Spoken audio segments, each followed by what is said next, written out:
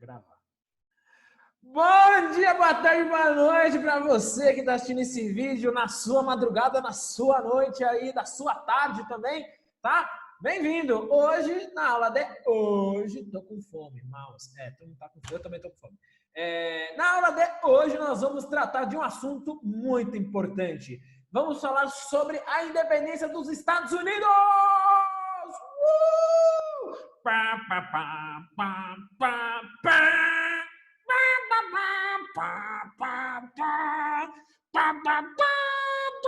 Sim, aquele hino maldito que você escuta em todas as Olimpíadas. Você assiste uma Olimpíada de verão, né? Tem a Olimpíada de inverno, não sei se vocês sabem, né? Adoro a Olimpíada de inverno, principalmente aquele da vassourinha lá, sabe? Mó da hora. Mas, falando sobre as Olimpíadas de verão, né? Se você assiste a Olimpíada de verão, você decora esse jingle do hino dos Estados Unidos, sabe? Porque eles ganham tudo. Tudo. Se você natação, os caras ganham. E aí você aprende. Então, vamos entender como que surgiu aí essa nação, esse estado que hoje é potência, né? Lembrando, né, que os Estados Unidos, United States of America, eles também eram colônia, viu? Eles eram colônia. E acabaram sendo potências mundiais. O Brasil também foi colônia. Mas nós não é potência, não. Né? Não tem nem máscara. Não tem nem sapato para enfermeiro. Enfim, vamos entender o que aconteceu diferente lá, né? Vamos tentar entender o que ocorreu nos Estados Unidos, porque mesmo eles sendo colônias, hoje a maior potência econômica do mundo, que acho que já foi até ultrapassada pela China, ou já vai ser ultrapassado, enfim, tá? Para deixar bem claro, é o primeiro grande ato de uma colônia contra a metrópole. Foi a primeira vez que uma colônia deu piti para a sua metrópole, tá? E vamos entender todo o contexto, os antecedentes dessa independência, desse evento que agora, tirando um pouco da brincadeira, foi muito importante. E aí, espero que ao final da aula você entenda por que foi um evento fundamental e de inspiração para muitos países europeus e também para os outros países aqui da América. Tudo bem? Beleza? Então, bora lá. Independência dos Estados Unidos. Ai, meu Deus. Isso. Qual é o antecedente, turma? Nós estamos vivendo no século XVIII, nos anos 1700, tudo bem? Ora, no século XVIII, você tem uma crise da lógica colonial. Você tem uma crise do sistema colonial, tá? Desse período do absolutismo. Nós tratamos isso na aula passada, quando eu coloquei aquele esqueminha na lousa, né? Mostrei para vocês o que o século XVIII ele combatia, o que o iluminismo ele combatia, né? Então, se o século XVIII eu tenho uma crise da lógica colonial, é porque eu estou vivendo numa época de iluminismo, numa época das ideias de liberdade, igualdade e fraternidade, que estão, né, tentando aí surgir no meio do absolutismo para combater esse absolutismo, combater esse autoritarismo do rei. Bem, os Estados Unidos só vão se chamar Estados Unidos depois da sua independência. Como era conhecida a região aí dos Estados Unidos? Fala, Nicolas, você levantou a mão.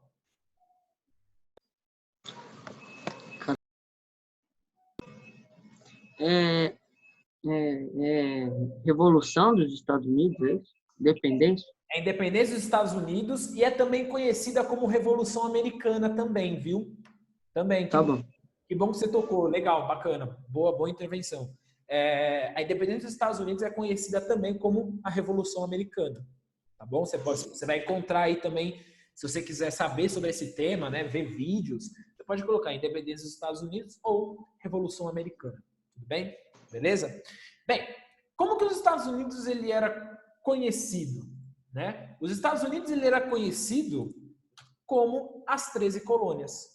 Tudo bem? Eles eram as 13 colônias. E essa era a região, tá? Aqui o mapinha das 13 colônias, tá bom? Você tem aí as 13 colônias, as 13 regiões de domínio da coroa britânica da Inglaterra, certo? Só que essas 13 colônias, ela é dividida em duas partes. A parte norte e a parte sul. E aí você tem diferenças em relação a essas duas partes, tá? Qual que é a diferença entre elas? Você tem o norte, tá? Que ele desenvolve a policultura. Quando a gente fala de policultura, alguém pode estar imaginando, professor, policultura, então tem várias culturas. Não, não. Policultura é de cultivo, tá? A colônia do norte, ela tem como característica ter uma produção diversa de produtos. Tudo bem? Ela não é especialista em um produto só. Ela pratica uma policultura. Ela pratica mais, ela é especialista mais do que um tipo de produto para ser cultivado. Tudo bem? E quem incentivou esse desenvolvimento da colônia do norte, esse povoamento da colônia do norte, foi o Jaime I. Nós tratamos sobre esse rei na época, quando a gente falou da Revolução Inglesa, mas eu já vou retomar aqui o que aconteceu.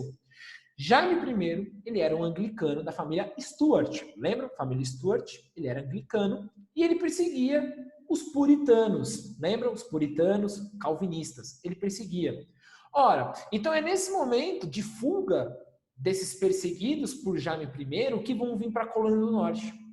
Vão vir para essa parte norte das 13 colônias, tá? Então, essa parte norte das 13 colônias, o seu povoamento ele está relacionado ao governo do Jaime I. Foi nesse período em que várias, centenas de famílias, milhares de pessoas começaram a povoar essa parte norte das 13 colônias, tendo essa característica, a policultura e a pequena propriedade, né? Cada família ter o seu pedacinho de terra para produzir, para ter também excedentes. Minifundiários? Né? Oi? Os minifundiários lá? Mini? Você está falando minifundiários? Isso, muito bem. Mini, pequeno. São pequenas propriedades, tudo bem? Mas mini não é latifundiário. Não. Então, Lático. Mini é negócio de propriedade. Latifundiário é grande quantidade. Ah, tá. E aqui é pequena propriedade. Stephanie levantou a mão. Fala, Stephanie. E todas essas 13 colônias eram governadas por uma pessoa só, que nem foi no Brasil. Quando foi no Brasil, que depois tudo desmoronou, ou cada um tem o seu? Não, cada um tem. É que nem o Brasil. Se você lembrar daquelas. Das capitanias hereditárias, né? Cada região tinha um comandante que representava a coroa portuguesa. Aqui nos Estados Unidos a mesma coisa. Cada colônia vai ter um representante da coroa britânica, tá? Tudo bem? Uhum. Tá. Ô, professor. Oi. Mas se tinham muitos cultivos e a propriedade era pequena, então, tipo, era muita pouca terra para muitos cultivos. Tipo isso? Não. Eu tô querendo dizer para você o seguinte, que na região norte você não tem uma grande concentração de muita terra na mão de uma pessoa só ou na mão de poucos. Na região norte você tem uma cultura de você ter uma distribuição de terra. As famílias vão chegar, vai ter um cultivo e cada família vai escolher o que cultivar. Quando eu falar do sul, você vai entender a diferença do norte, tá? As colônias do sul, você tem a monocultura. É especialista em algodão. Toda a região norte, todas as fazendas do sul fazem produção de algodão. Todas. Tá? E para eu fazer uma produção de algodão, eu preciso de uma grande propriedade. Aí vem o termo latifúndio, grande propriedade. E quem vai incentivar essas colônias do sul é a Elizabeth. Essa produção de algodão, essa produção de tecido, é a Elizabeth. Para ter matéria-prima. Né? Ter matéria-prima para que a burguesia britânica possa fazer tecidos. Tudo bem? Ô, professor, com licença. Toda? Qual é a página onde está o módulo da independência dos Estados Unidos? Qual é a página? Uai, quem tá falando?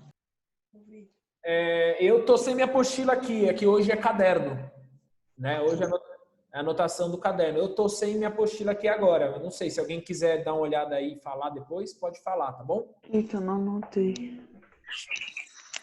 Entendi. Beleza? Tá clara a diferença entre norte e sul? Tá? As características? Tá? E aí, cada rei britânico, o Jaime I foi responsável por esse povoamento do norte.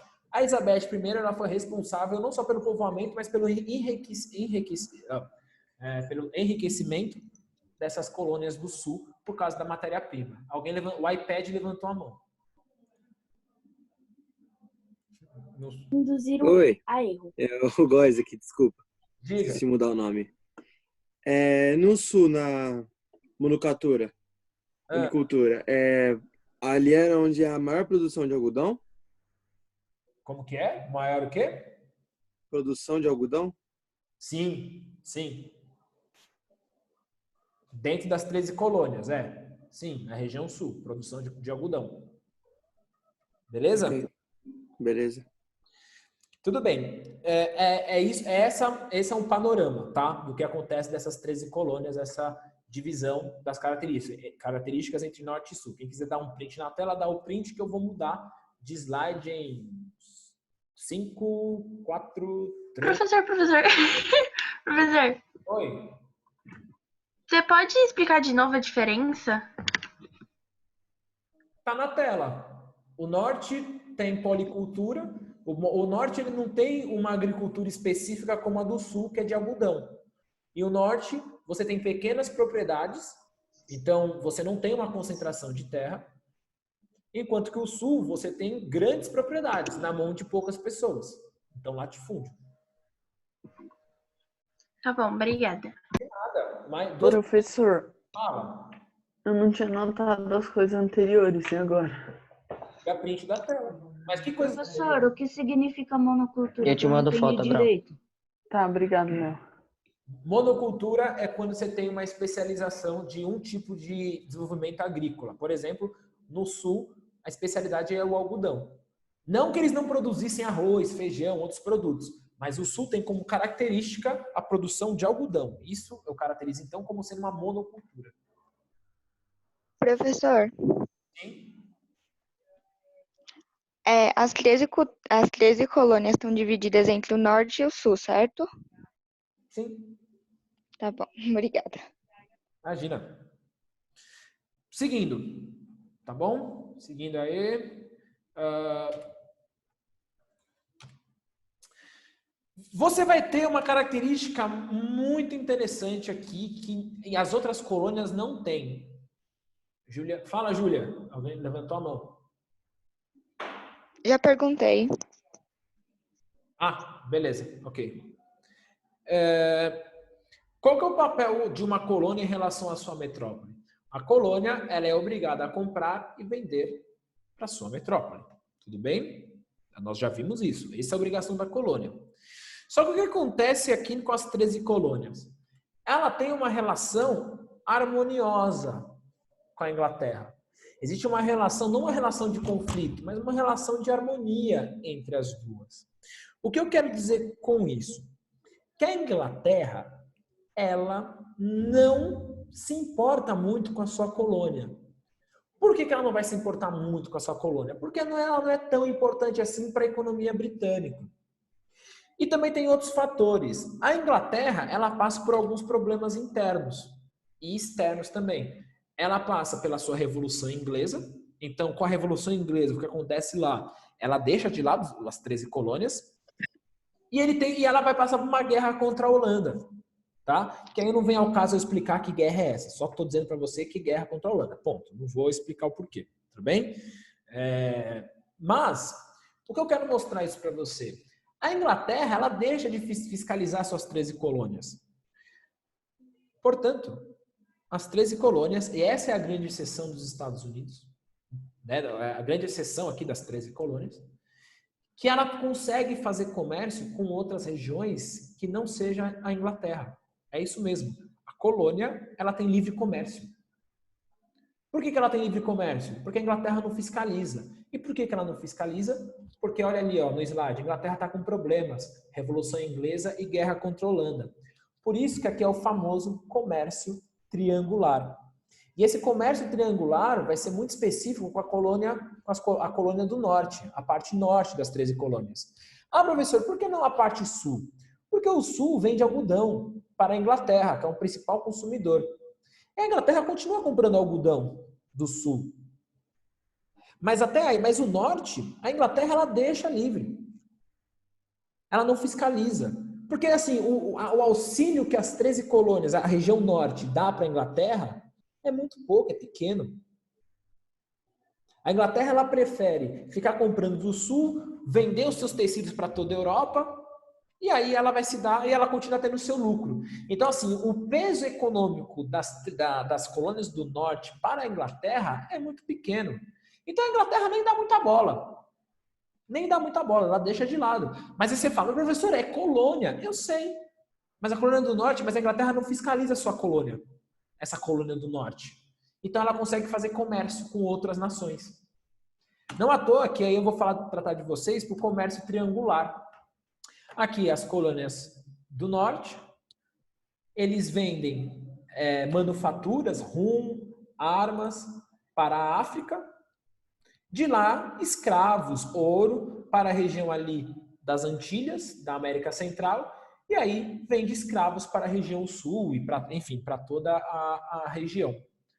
Uma coisa importante aqui, porque para vocês conseguirem entender, tá? Deixa eu... Eu fui entrar pelo notebook aqui, porque meu celular tinha bugado aqui. Aí eu entrei de novo.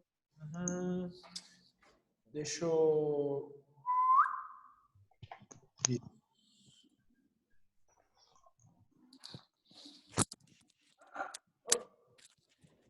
que acontece? Né? Você tem aqui as colônias do norte, as Antilhas, que é a América Central, né? E a África. Eu quero focar aqui com vocês, tudo bem? Porque o que acontece? As Antilhas, o que elas oferecem para a colônia do norte? Elas fornecem açúcar, mas o açúcar em um estado mais cremoso, tipo um caramelo, tudo bem? A gente vai chamar de melaço. Melaço. Tudo bem? E obviamente que as colônias do norte, em troca, né, vão oferecer alguns dos seus produtos, sei lá, trigo, que seja, né, cereais. Né? Cereais. Do melaço, desse caramelo, ele faz uma bebida alcoólica que é o rum. Então aí a colônia do norte vai até a África, pega o rum, uma bebida, para em troca conseguir escravos. E aí ela consegue vender esses escravos tanto para as Antilhas, porque aqui você tem ilhas que dependem da mão de obra escrava, então você vai ter escravos para as Antilhas e também escravos para as 13 colônias. Tá? O seu celular não tá pegando, não tá carregando. Você vai ter que comprar. Para as 13 colônias. Tá? Escravos também para as 13 colônias. Mas eu queria dar destaque a essa relação aqui que vai ser importante mais para frente, tá? Para você entender um negocinho. Tudo bem? Beleza? Esse comércio triangular, você tem na sua apostila um mapa que mostra isso. Tudo bem? Beleza? Mas se você quiser dar um print aí na tela agora, pode dar um print aí para eu voltar lá para os slides. Eu tenho aquele mapa, né, que está no slide, mas ele não sei se está bem claro para você, se você consegue enxergar bem. Tudo bem? Mas aí eu quis dar destaque a isso aqui, ó. As colônias do norte compram açúcar das Antilhas, né? Esse melaço, esse açúcar derretido. Beleza? Bora lá, tá? Vou trocar. Ô, professor. Oi. O que estava escrito aqui do lado do... qual é o nome da bebida mesmo? Rum. R-U-M. Rum. Valeu. Ruim. Gosto de passas ao rum. Tá bom. Ai, meu Deus. Caiu água aqui. Puta merda. Ai, falei palavrão. Desculpa. Vixe, caiu água aqui. Vai ter que apanhar. Relaxa. Aqui é fechado a 4 paredes. Bem, Aqui nada entra, nada sai. Mas tá Tem que gravado, passar pimenta na boca. não é fechado. bem, deixa eu ver. Bora. Então aqui você tem, tá? Tá tranquilo, não molhou tanto. Molhou um pouquinho, mas acho que o equipamento tá de boa. Professor, Oi. pode voltar a câmera para aquele lado da lousa? Porque eu não terminei de colocar o negócio. Manda o print no grupo. O pessoal tirou. A gente manda foto no grupo. Beleza? Seguindo então. Então, essa é a grande diferença que os Estados Unidos têm. Tudo bem? Essa é a grande diferença dos Estados Unidos tem, por exemplo, com o Brasil. O Brasil ele teve sempre uma metrópole muito presente aqui, controladora. Com isso, os Estados Unidos conseguiam até fazer algumas manufaturas, para vocês terem ideia, os Estados Unidos, e vender para as regiões aí das Antilhas e no continente africano. Tudo bem? O país, a colônia se tornou uma maior potência do que o próprio colonizador, né? Isso. Hoje, né? Hoje. Nessa época ainda não. Bem, seguindo. O que vai acontecer? O que vai acontecer aqui? Um fator importante, tá? Será, né, a Guerra dos 7 Anos. Tudo bem? A Guerra dos 7 Anos de 1756 até 63. Tá? Por isso esse nome, 7 anos. E o que aconteceu nesse conflito? Né? E esse conflito vai ser fundamental para a gente conseguir entender o processo de independência dos Estados Unidos. Foi um conflito em que a França ela tinha interesse por terras na América do Norte. A Inglaterra não queria sua principal rival próxima da sua colônia, né? Portanto, é desencadeado esse conflito entre o Reino Britânico e o Reino Francês. Ora, se é um conflito que tem como interesse as terras aqui da América, na região norte, a Inglaterra, pensando nas revoluções que passou, pensando nos problemas que ela passou, ela pensa o seguinte, eu não posso gastar dinheiro agora. Não estou podendo. Então, ia ser muito caro essa guerra se ela transportasse toda a sua frota, atravessasse o Atlântico até chegar na América. Qual que é a solução que os ingleses fazem? E aí vai ser fundamental para a independência dos Estados Unidos. Eles vão treinar os colonos. Eles vão dar treinamento militar para os colonos, para os americanos que vivem aqui, para os povoadores das 13 colônias. Ora, nem preciso dizer que quando rolar a independência, esses colonos vão se utilizar de tudo que eles aprenderam nesse treinamento que a Inglaterra deu. Um erro grave que a metrópole acabou cometendo, tá? E que vai ser fundamental para os Estados Unidos, para as 13 colônias acontecerem, para eles fazerem a sua independência, tudo bem? E aí, nessa guerra, você tem a vitória inglesa, tá? Vitória inglesa, olha que beleza, a rainha feliz. Feliz, essa velhinha nunca morre. Oh, meu Deus do céu, mais antiga do que não sei. Enfim, tá? Só que, o que acontece? Consequência dessa guerra dos 7 anos. A Inglaterra, ela fica fragilizada economicamente, tá? Eu finalizei o slide, tá, gente? Quem precisar, tira print. 2 pessoas levantaram a mão, não sei quem são. João Vitor. Fala, João. Não, eu levantei sem querer. Beleza. Mais alguém? O iPad levantou a mão também, não sei quem é o iPad. Não, eu gosto que foi sem querer, esqueci de desligar. Beleza. Então é isso, tá bom? Beleza? Seguindo o próximo slide.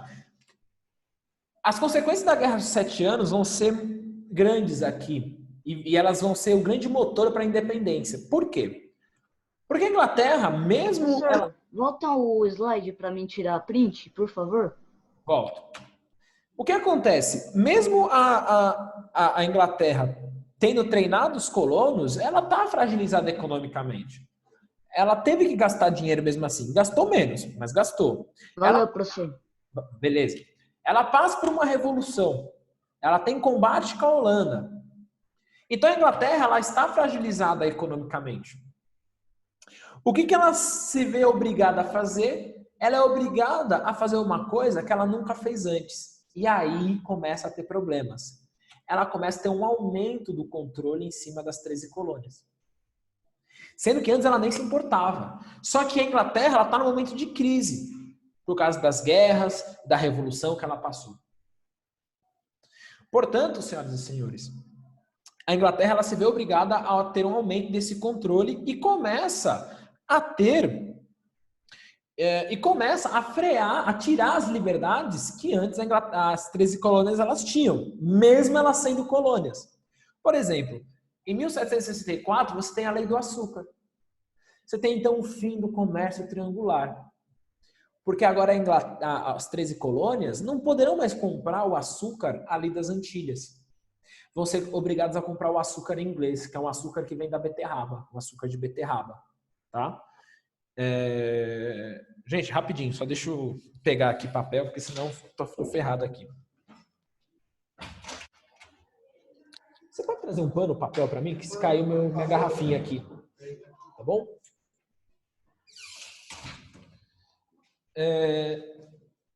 Eita, já tem 10 minutos só. Enfim, beleza. Então aí você tem o fim do comércio triangular. Uma outra lei importante foi a lei do selo, tá? Gente, não vai dar tempo de vocês copiarem. Então eu peço vocês prestarem atenção e tirar print, porque eu só tenho mais 10 minutos, tudo bem?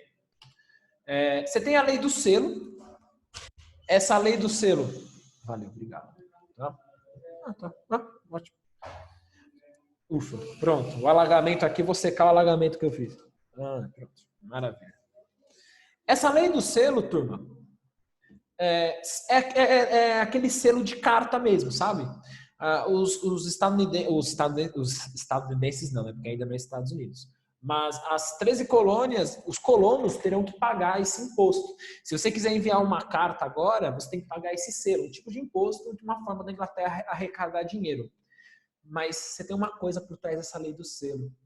É uma forma de você fazer censura, ter controle das informações. A Inglaterra, que era responsável por levar essas cartas, ela acabava lendo para ver se tinha algum tipo de manifestação contrária ao rei inglês, para ter com maior controle, né? Então você não tinha mais aquela liberdade de informação como antes. As 13 colônias, elas estão sentindo o que é ser uma colônia. É você não ter liberdade de expressão, é você não ter liberdade econômica, você ser obrigado a comprar, vender para sua metrópole e assim por diante. Então tá aí a lei do selo. Depois, a lei do chá, conhecido como a festa do chá de Boston. Turminha, eu ia colocar um vídeo aqui, mas pelo tempo ali não vai dar tempo, tá? Era bem curtinho, mas paciência, tá? Então, o que foi essa festa do chá de Boston? As 13 colônias, as colônias do norte principalmente, compravam um chá que não era chá inglês, era um chá holandês. O chá holandês era mais barato. Só que, como eu falei para vocês, depois da Guerra dos 7 Anos, a Inglaterra precisa explorar a sua colônia. Ela precisa ter controle na sua colônia. Então, ela proíbe as colônias do norte terem acesso a um chá que não fosse o chá britânico. O Porto de Boston é um porto muito importante na época. O que vai acontecer? Quando chega o chá britânico, eles invadem o navio, o barco, e jogam todo o chá no mar. Todo o chá no mar. Né? Como uma forma de protesto. Como uma forma, nós não queremos o seu chá. Queremos o chá que a gente escolher comprar. Certo? E aí, para você ver a ousadia dessas 13 colônias, começou a rolar uma frase. Essa frase aqui, ó. No taxation without representation. Significa sem representação, não taxação. Olha como as 13 colônias, olha como eles eram abusados, porque eles eram colônias. Olha o que eles pediam para os ingleses. Você quer taxar a gente? Beleza. A gente vai querer representantes nossos no parlamento britânico para lutar pelos nossos direitos, para lutar para nos defender dos abusos que vocês estão fazendo com a gente. Tipo, onde já se viu colônia ter representante no parlamento? Percebam a ousadia e percebam como muitas ideias iluministas aí presentes, né? Certo? Não, você quer me taxar, quer cobrar imposto de mim? Tudo bem, mas eu quero representação política. Eu quero estar presente no parlamento. Então essa frase ficou muito, muito famosa. E aqui você pode tirar print aí da tela, quem for tirar, tira aí agora, que eu vou mostrar uma imagem que vai cortar a frase, tá? Que é um desenho da época sobre essa festa do chá de Boston. Tá aí o desenho. Tá aí o desenho, ó. Pronto, tá? Você tem a galera aí que invadiu o barco, invadiu os navios e jogando o chá todo no mar. Tudo bem? Deixa eu voltar aqui, né? Quem precisar tirar aí, acho que todo mundo já tirou, né? Beleza? E o que acontece? Com isso, você tem o ápice. Com essas leis, os colonos planejam, então, fazer a independência. Eles fazem uma reunião, tá? Vamos lá, processo de independência. Eles vão fazer uma reunião conhecida como conhecidas como a reunião, o congresso, né? O primeiro e segundo congresso da... Alguém está falando comigo. O primeiro e o segundo congresso da Filadélfia. É ali que eles vão tomar a decisão de romper com a Inglaterra e iniciar a Guerra de Independência, tá? Tá lá. Em 1775, após o segundo congresso que aconteceu na Filadélfia, você tem a ruptura política com a Inglaterra, tá? Aí há uma frase, né? Muito boa, que é o seguinte: é hora das armas falarem. Não adianta mais a gente dialogar com eles. Eles não vão nos oferecer a liberdade que nós tínhamos antes. E não vão nos oferecer uma representação no parlamento. Então, não é hora de usar... Então, não é hora de usar palavras.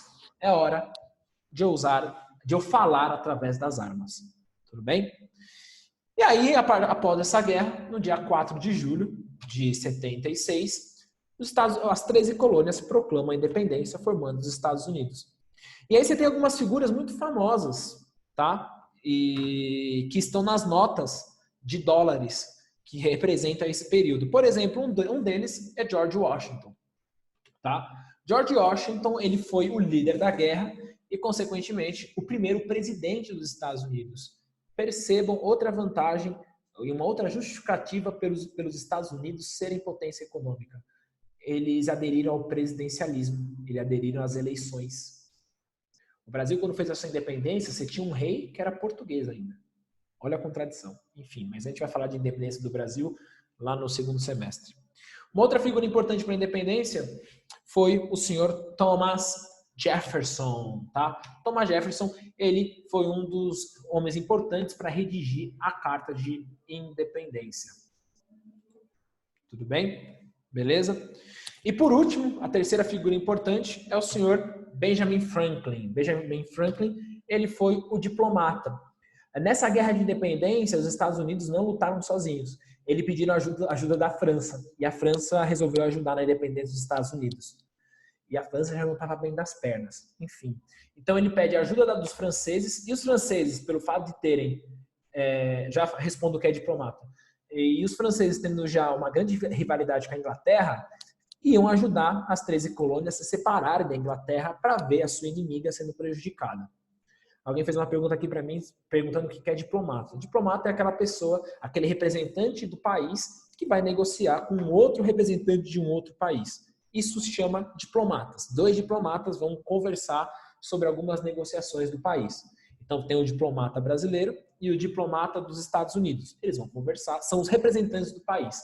Às vezes o presidente não pode estar, então manda um diplomata, que é na maioria das vezes. Tudo bem? Beleza? Para você ser um diplomata, você faz relações internacionais. É o curso, para quem quiser ser diplomata. Tá?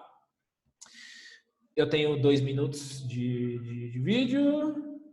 Bem, bora lá. Seguindo. E aí você tem a Carta de Independência. Senhor, volta um pouco. Eu não tirei print, desculpa. Desculpa atrapalhar você. E aí você tem a Carta de Independência. E aí fica muito evidente, turma, como que a independência dos Estados Unidos ela é um choque para todo mundo. E ela é muito mais importante até do que a Revolução Francesa. Porque os valores iluministas que os Estados Unidos colocam em prática, nem a França colocou, que é o berço do iluminismo. Nós vamos ver na próxima aula, a gente vai na semana que vem iniciar a falar sobre a Revolução Francesa. Mas, diz lá a frase: consideramos estas verdades como autoevidentes, que todos os homens são criados iguais, que são dotados pelo Criador de certos direitos inalienáveis, direitos que são garantidos, são totalmente garantidos, que é a vida, liberdade e a busca da felicidade. Quando os Estados Unidos coloca isso na sua carta de independência, né, é um exemplo para todos sobre os valores iluministas. Tudo bem? Beleza? Na próxima aula eu continuo, porque meu tempo vai acabar, só que tem lição de casa, tudo bem? Para vocês fazerem. Eu vou deixar aqui, esses são os exercícios, tá? Mas aí na semana que vem, tira aí print rapidinho que o vídeo vai finalizar, tá? Mas aí na semana que vem eu finalizo o tema, tá bom? Façam aí esses exercícios. Ou em casa, só o exercício 2. Tudo bem? professor, volta na carta, rapidão. Semana que vem, na Cheiro de próxima aula, eu